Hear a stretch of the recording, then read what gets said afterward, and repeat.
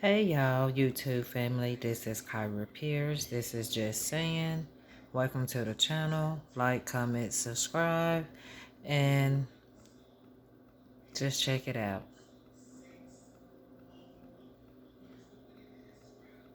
Unfiltered, be sure to join our Bring the Funk fan club. Every dollar that you give to us supports our daily digital show. Only one daily digital show Support. I like his channel. He have a lot of news about what's going on in the culture. By going to RolandMartinUnfiltered.com, you can make this possible. In Atlanta over the weekend, a local armed black militia made headlines on the 4th of July by challenging the KKK during a march from the city of Stone Mountain to Stone Mountain Park. Of course, that's where, of course, there's this huge mural, if you will, etched into stone there of these Confederates. The militia calls itself the Not Fucking Around Coalition. Watch this.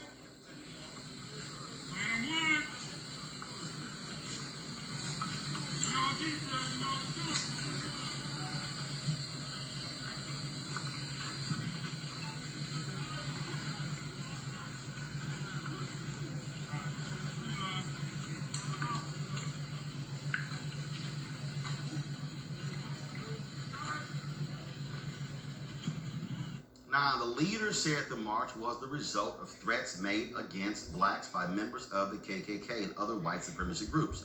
Grandmaster Jay, founder of the group, joins me now on Roland Martin Unfiltered. Grandmaster Jay, how you doing? Roland, good to be here. How are you? Doing great. First and foremost, how many folks did you have out there?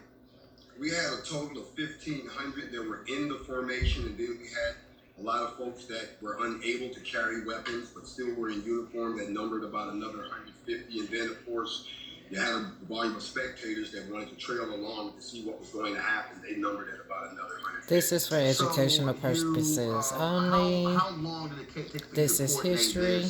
And was it also meant This is news. To let folks know, not just in Atlanta, but around the country, that there are African Americans today, in many ways, who were like the deacons of defense in the 1960s, who protected black communities from the KKK?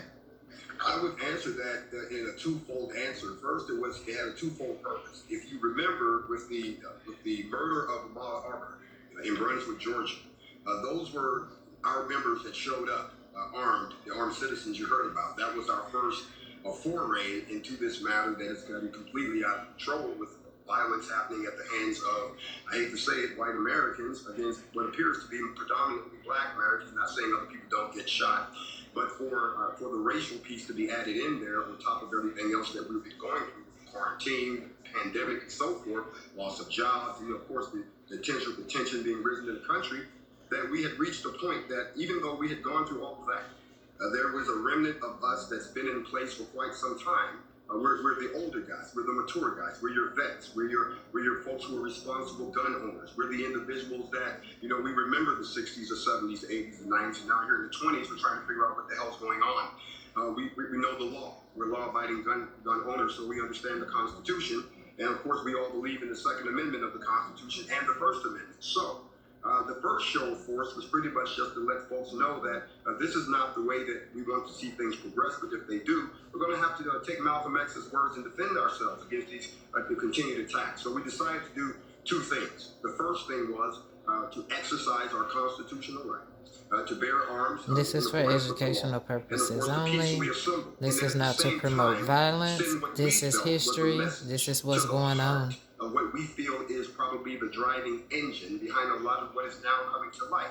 The FBI report that said that there would be an insurgence of white supremacists and those folks into law enforcement, into the military, has begun to bear fruit.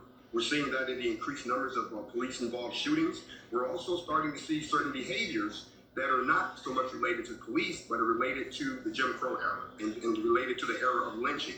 A spate of lynchings across the country that no one seems to want to explain, like all of a sudden black men became experts on how to tie nooses and jumped off of trees all of a sudden, when the history that we have within our culture is that hanging is the last thing that a black man is going to think about doing, not taking anything away from suicide rates, which we study.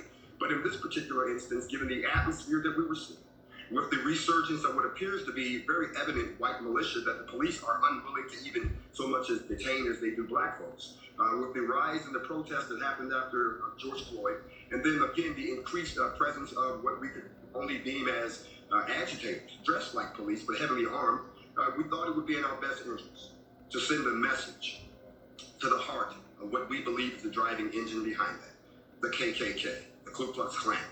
What we found out when we dealt with the McMichaels and Mr. Bryan down in Brunswick is that they were all members of the same Klan lodge, which spoke volumes. And when we found out that most of the folks in the town were okay with that. This is for educational purposes only. This is the news. This is history. Of the rebirth place of the Ku Klux Klan. So we decided to do something that had never been done before, and that was to peacefully assemble a formation, not a mob, not a bunch of protesters, not a demonstration, but to call a formation of our black militia, which is what we are, and to actually go up to the mountain and make a statement that we wanted to make under the First Amendment to the Constitution, and then leave. That was the intention. In the process of us planning this, here comes the threat. And this threat was communicated by major media, communicated by the White House, Department of Justice. So we took it at face value. Even though we hadn't seen anything of some of these other threats, you were not going to continue to threaten the black race. It was not going to happen. And it was time for us to show folks that we can defend ourselves. There's been a lot of misinformation out there where folks are trying to paint us as a terrorist group, or that we're out to attack folks. And, no, that's not the purpose. The purpose was to send the message. The message was sent very well, and we also demonstrated that we could organize ourselves in such a fashion that no one got hurt. There were no incidences of anyone accidentally killing themselves. There was no property damage. There were some exchanges of words between some of the folks who were made to leave the park. Folks don't understand that the law enforcement evacuated the park when we came. They closed the park for us to avoid any conflict. So it was a very peaceful event. As a matter of fact, it was a history-making event because it happened simultaneously with another march that we had in Phoenix, Arizona at the exact same time. This was a message to all of the white militia and to all of the folks who continue to believe that you can treat black folks any particular type of way, and that we will not stand up as U.S. citizens and arm ourselves per the Constitution. When you on that particular point there, I mean, we have seen all of these different white militia groups come out mad, protesting. They don't have, they don't want to wear masks, things along those lines, and storming state capitals. What I've said to people that when I see this video, the actions of these black folks totally different than what I've seen for some of these white protesters in Michigan and Wisconsin. I mean, absolutely. But people all say, "Oh my God," because again, we know how America is. We always say it. America freaks the hell out when black folks with guns show up in public. Well, you have to understand something, Roland. If you've read the book Brainwashed by Tom Burrell, it talks a lot about... Oh, yeah. I actually interviewed Tom Burrell, so know him well. Great book. He actually talks about a lot of behaviors that have been ingrained into certain cultures, so that automatically, by default, we automatically assume something to be wrong, even if it's not against law. And one of the things that he talks about in that book is the fact that African Americans have been socialized to believe that the presence of guns is an evil thing, and that's why the image of the black man being the evil crime marauding across the rape, robbing, and pillaging, as if this is the birth of a new nation, has been ingrained on both sides of the fence. However, when white folks decide they want to pick up guns and run up on state houses and threaten police and nothing happens, black folks see that and go, well, what's good for the goose is good for the gander, and as you all know, it's no fun when the rabbit has the gun. So to be honest with you, we again are not a mob, and we're not talking about something that we feel about. We're looking at a situation that is deteriorating, and we feel we have to defend ourselves. Our policing models are broken. Remote policing does not work. We feel there's a need for us to get back to community policing. We feel there's a need for us to start protecting our own communities again under the laws that are established in the land, and also the educating of our own people. Not just gun clubs, but the actual ability that a gun is necessary for you to have on your person legally in this apartheid-like environment that we live in the United States. Well, and the reality is, which I've said to people, that if you choose not to, you don't have to. This is not promoting war or anarchy. Academy. It was a submachine gun. I was grossly overrated experience. So I was like, yo, I'll go back to playing golf. But if somebody, I mean, that's just me. And so my family has never had one in our household. That's just me. I don't need to have one. My brother, he's going out hunting with his son and his daughter. Great. And again, but the thing though is, also understand the history. When those Black Panthers rolled up in the state capitol in Sacramento, them white legislators freaked the hell out and immediately moved against that. And in fact, if you also take it even further, to even go back, the creation of the NRA and creation, I mean, bottom line is, white folks in this country have always had a response to Black resistance by grabbing guns. And well, let me throw something in there, Roland. Here's the deal. There's two things that we have to address before we can go any further. The first thing is that the double standard, the hypocrisy of it all.